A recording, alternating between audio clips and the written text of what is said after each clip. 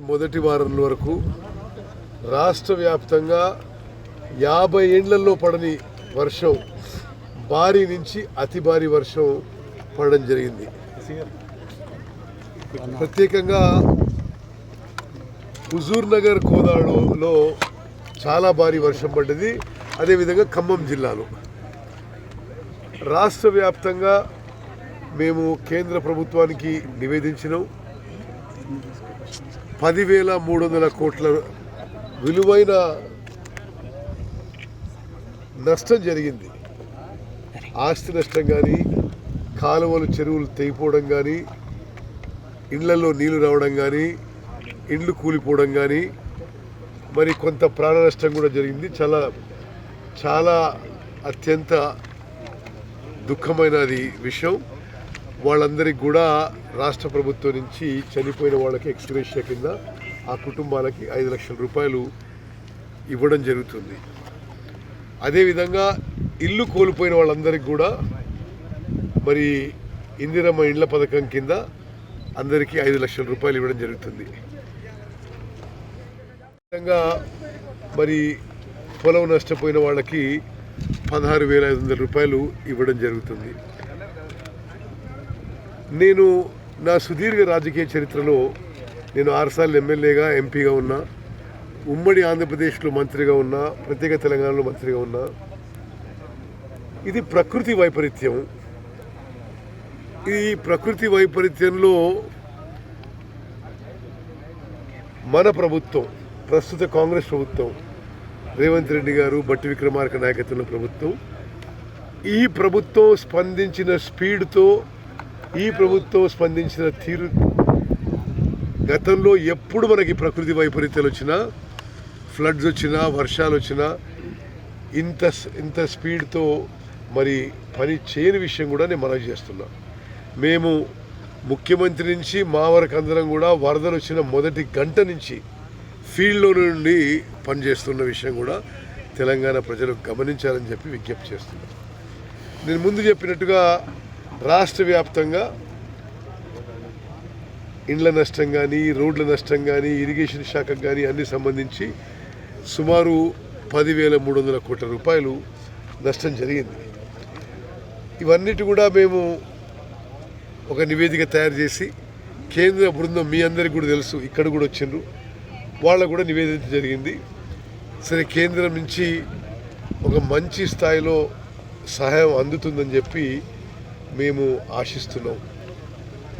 సరే, కేంద్రం నుంచి ఎంత సహాయం వచ్చినా రాకున్నా దానికోసం వెయిట్ చేయకుండా మా వంతు కృషిగా రాష్ట్ర వ్యాప్తంగా ఈ ఫ్లడ్ డ్యామేజ్ రిపేర్స్ కానీ, ఫ్లడ్ రిలీఫ్ మెజర్స్ కానీ వెంటనే చేపట్టడం జరిగింది. నష్టం జరిగింది. నారాయణపురం చెరువు, బూరుగడ్డ, చౌటుపల్లి, ఇవన్నీ చెరువులకు కూడా వెంటనే ఈరోజే ఎంత అమౌంట్ అయితే అంత అమౌంట్ మంజూరు చేసి మేము ఈ పనులను మొదలు పెడుతున్నాం.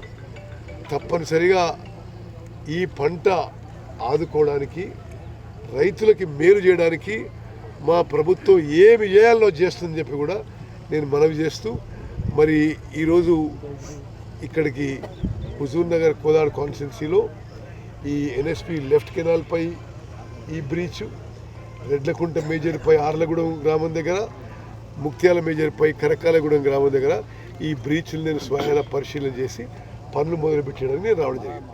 ఇప్పుడు మీరే డేట్స్ కూడా చూడండి.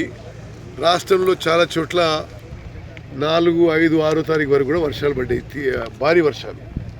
ఈరోజు 15వ తారీఖు.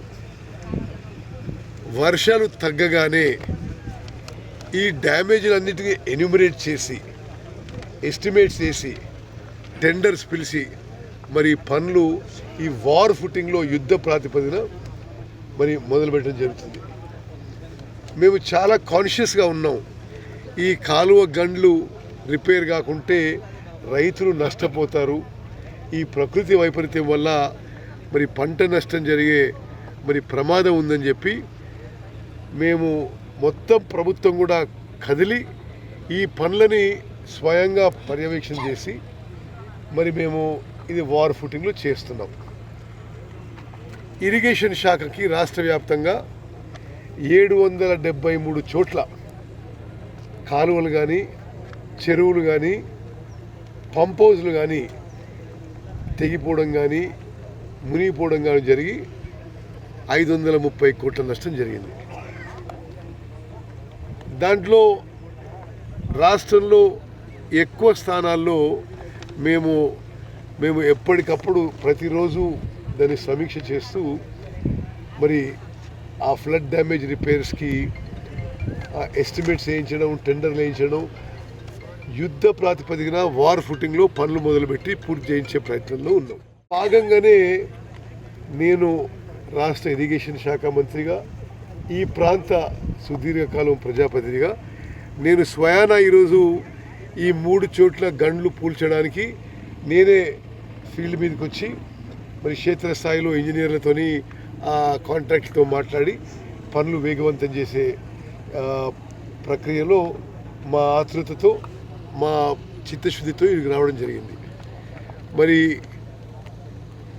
రాష్ట్ర వ్యాప్తంగా కూడా అన్ని పనులు వెంటనే ఎస్టిమేట్స్ పూర్తి చేసి షార్ట్ టెండర్ ప్రక్రియ పూర్తి చేసి పనులు మొదలుపెట్టాలని చెప్పి చాలా స్పష్టమైన ఆదేశాలు ఇవ్వడం జరిగింది.